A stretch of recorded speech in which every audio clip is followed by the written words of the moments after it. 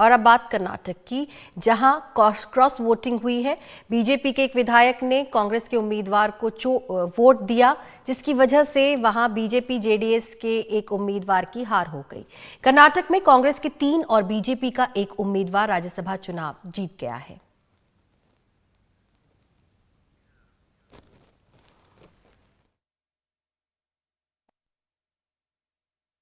कर्नाटक में कांग्रेस ने राज्यसभा की तीनों ही सीटें जीत ली हैं।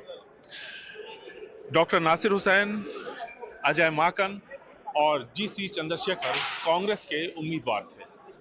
वहीं एनडीए की तरफ से 2 उम्मीदवार थे। बीजेपी की तरफ से नारायण साहब बंदगे, उन्होंने जीत हासिल की है, वो भी राज्यसभा पहुंच गए हैं।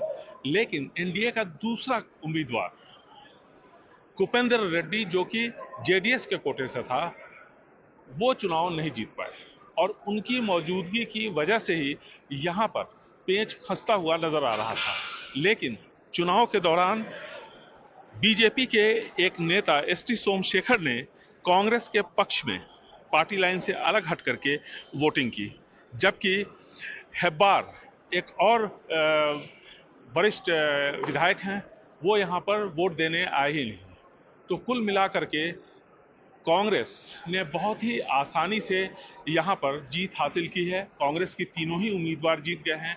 एनडीए के 2 में से एक उम्मीदवार, जो जेडीएस के कोटे के थे, कुपेंद्र रेड्डी, वो हार गए, जबकि आरएसएस के वरिष्ठ नेता और एनडीए के पहले उम्मीदवार, जो बीजेपी के खाते से थे, नारायण साह बंदगे, वो चुनाव जीत गए।